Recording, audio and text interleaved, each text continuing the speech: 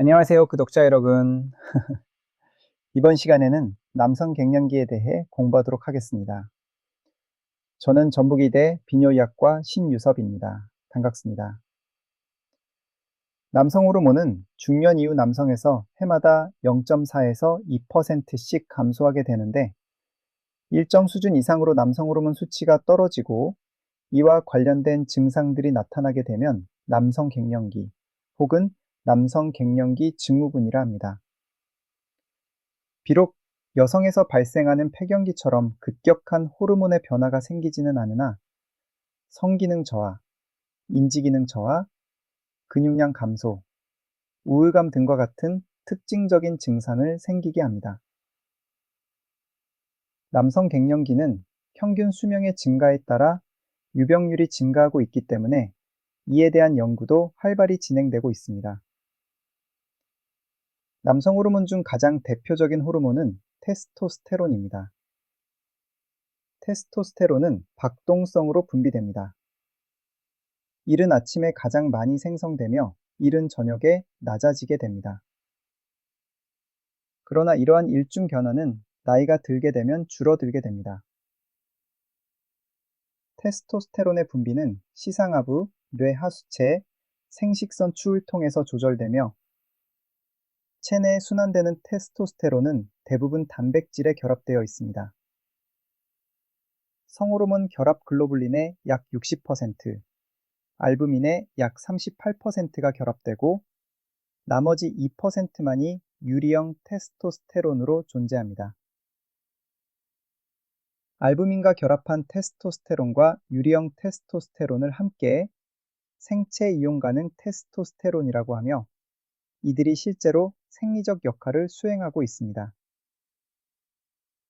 중년 이후의 남성에서 유리형 테스토스테론은 매년 1.2%, 알부민 결합 테스토스테론은 1%씩 감소하고 성호르몬 결합 글로불린은 1.2% 증가하여 결과적으로 총 테스토스테론이 0.4%가 감소되는 효과가 일어납니다.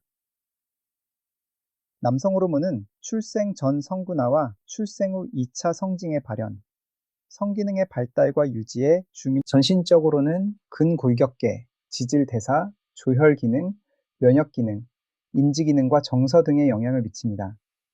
조혈작용을 가지고 있어서 사춘기 이전의 남녀는 서로 비슷한 혈색소 농도를 보이나 사춘기 이후 남자에서 혈색소가 증가하여 사춘기가 끝나는 시점에서 남녀 간 혈색소 농도의 차이는 3에서 4%에 이르게 됩니다. 신장에서 조혈 호르몬인 에리스로포이에틴의 분비를 증가시키며 골수에서 조혈 전구세포의 발생을 촉진합니다.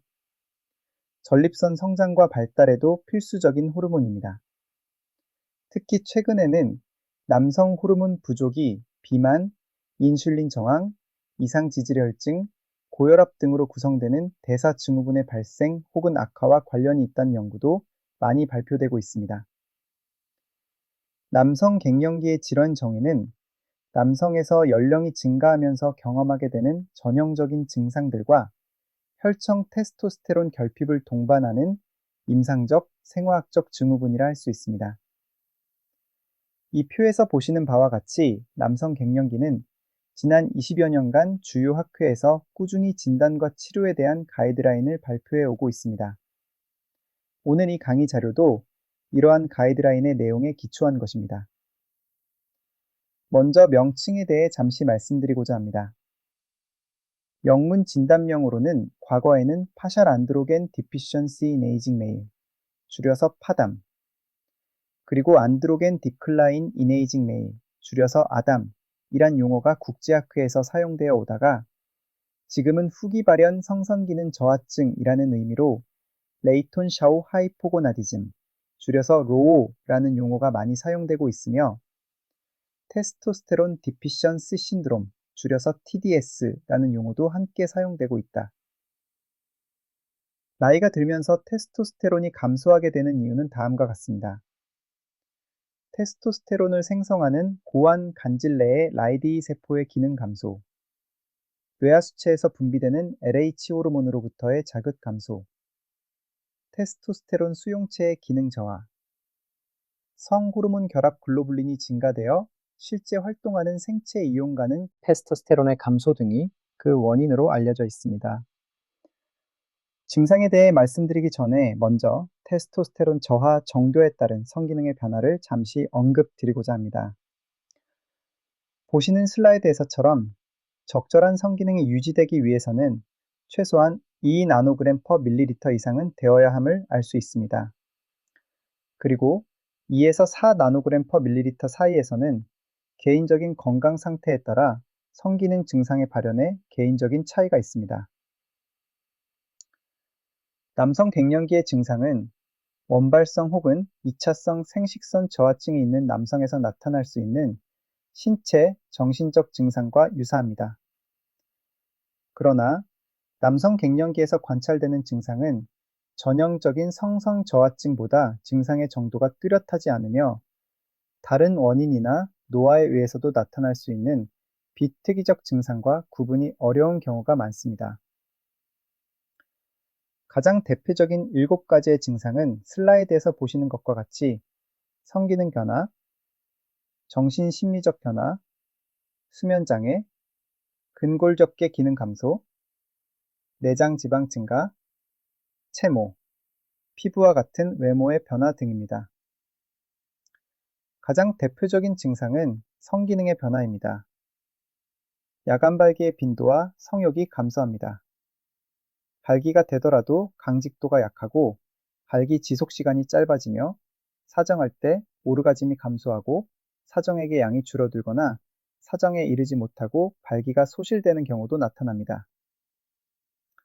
특히 남성 갱년기 환자에서는 경우에 비해 경구용 PD-이역제제에 대한 치료의 효과가 감소하게 됩니다. 그러나 이러한 테스토스테론의 감소가 정자의 운동성을 포함한 수정 능력이나 임신율에 미치는 영향은 아직 확실한 결론이 나지 않은 상태입니다. 남성 갱년기 환자의 증상을 살펴볼 때 같이 고려해 보아야 하는 만성 질환들로는 고혈압, 당뇨, 고지혈증, 비만 등이 있습니다.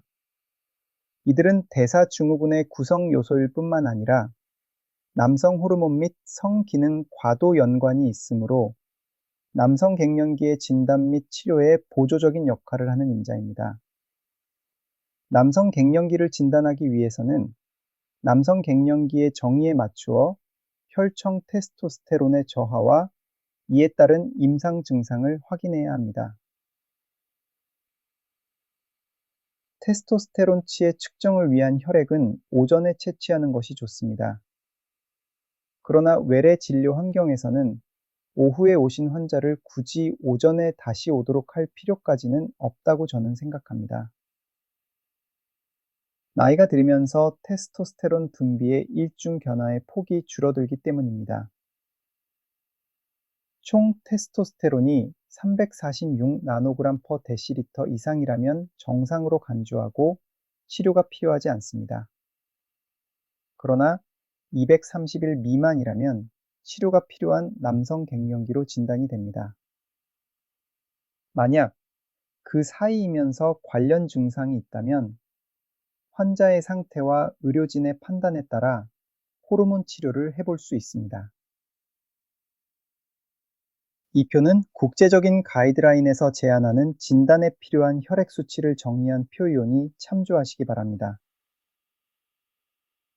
남성 갱년기의 증상을 평가하기 위한 설문지는 대표적으로 2가지가 있는데 하나는 St. Louis University's Androgen Deficiency in Aging Male 설문지이고 다른 하나는 Aging Male Symptom 설문지입니다.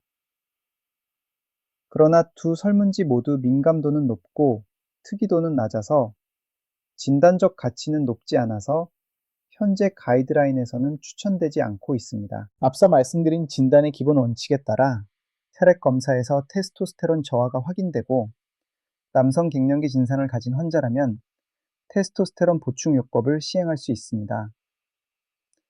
슬라이드 내용이 많습니다만 중요한 부분이므로 남성 갱년기 치료인 테스토스테론 보충요법의 원칙에 대해 상세히 말씀드리겠습니다. 우선 테스토스테론 치료는 반드시 증상을 호소하는 환자에서 혈청 테스토스테론치의 감소가 확인된 경우에 한해서 시작해야 한다는 점을 다시 한번 강조드립니다. 테스토스테론 보충요법 시 이상적인 호르몬 투여제는 혈중 테스토스테론의 농도를 생리적 상태와 가장 근접하도록 일정하게 유지하는 약물입니다. 현재까지 피하 삽입제, 근육내 주사제, 경구용 제제, 경피제제, 구강내 제제 등 다양한 투여 경로를 가진 제제들이 개발되었으며 각 제제마다 다양한 약동학적 특성을 가지고 있습니다. 현재 국내에서는 주사제, 경구용 제제, 겔 제제가 사용이 가능합니다. 이들 제제 중 어느 것이 나은지는 확실하지 않지만 일반적으로 단기 지속형 제제에서 시작하여 효과와 부작용을 확인한 후 장기 지속형 제제로 전환하는 것이 추천됩니다. 환자에게 각각의 제제에 대한 장단점을 충분하게 설명한 후 약물을 선택하는 것이 좋습니다. 이 그림은 현재까지 개발되었거나 현재 사용이 되고 있는 다양한 테스토스테론 제제를 보여드리고 있습니다. 이를 다시 각 제제의 특성별로 분류한 것입니다. 앞서 말씀드린 바와 같이 현재 우리나라에서는 경구용 제제, 주사, 그리고 몸에 바르거나 코 안에 바르는 겔 제제가 사용되고 있습니다. 먼저 경구용 약물에 대해 말씀드리겠습니다. 경구용 테스토스테론 운데카노에이트는 초기의 경구약물들의 간독성을 해결한 약제로 림프절을 통해서 흡수되므로 간독성이 낮아 안전하게 사용되고 있습니다. 작용 시간이 짧아서 치료 초기의 효과와 부작용을 파악하기 적합하고 높은 농도까지 남성 호르몬을 상승시키지 않아 상대적으로 안전합니다. 그러나 약물 역동학적으로 약물 흡수의 변수가 많아 환자에 따라서는 생리적 농도까지 혈중 농도를 유지하기 어려운 경우도 있습니다. 다음은 주사제입니다. 테스토스테론 프로피오네이트는 단감기가 짧아서 치료에 적합하지 않습니다. 테스토스테론 에난테이트 제제는 2에서 3주 간격으로 근육 주사하는데 혈중 테스토스테론치가 주사 초기에는 생리적 농도 이상으로 급격히 상승하고 이후에는 농도가 생리적 농도 이하로 떨어지는 단점이 있습니다. 이러한 단점을 개선시킨 테스토스테론 엔데카이트 주사제는 3개월간 안정적으로 치료 농도를 지속되는 효과가 있어 널리 사용되고 있습니다.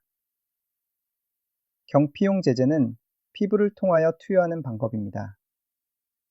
흡수를 향상시키고 생체 이용률을 증가시키기 위하여 알코올과 같은 첨가제를 사용합니다. 경구용 제제와 같이 매일 투여하므로 부작용이 발생하면 즉시 중단할 수 있어 고령층에서의 호르몬 보충요법에 적합합니다. 하지만 테스토스테론 패치는 피부 자극 증상 등의 부작용으로 사용을 중단하는 경우가 많아 국내에서는 사용되지 않고 있으며 이를 보완한 겔 형태의 제제가 사용되고 있습니다. 테스토스테론 외에도 다양한 호르몬이 갱년기 증상을 개선하기 위한 목적으로 연구되었으나 현재까지 안전성과 효과에 대한 객관적인 자료가 부족하기 때문에 아직 갱년기 남성의 일반적인 치료법으로는 추천되지 않습니다. 이 테이블은 일반적으로 사용되는 테스토스테론 제제들의 장단점을 모두 요약한 것입니다. 시간 관계상 설명은 드리지 않고 넘어가겠습니다. 추후 선생님들께서 복습하실 때 참조하시기 바랍니다. 테스토스테론 치료의 금기사항을 말씀드리겠습니다. 전립선암 또는 유방암이 의심되거나 확진된 경우, 중증 적혈구 증가증, 수면 무호흡증, 중증 심장기능 부전, 심한 전립선 비대로 인한 하부 요로 폐색 증상이 있습니다. 부작용으로는 체내 수분 저류, 수면 무호흡증의 악화, 적혈구 증가증, 여성형 유방증, 여드름, 피부 자극 등이 있습니다. 지금부터는 남성 호르몬 보충 요법의 효과에 대해 말씀드리겠습니다. 먼저 성기능에 대한 효과를 알아보겠습니다. 남성 호르몬 치료는 성욕을 증가시키고 발기력을 회복시켜줍니다.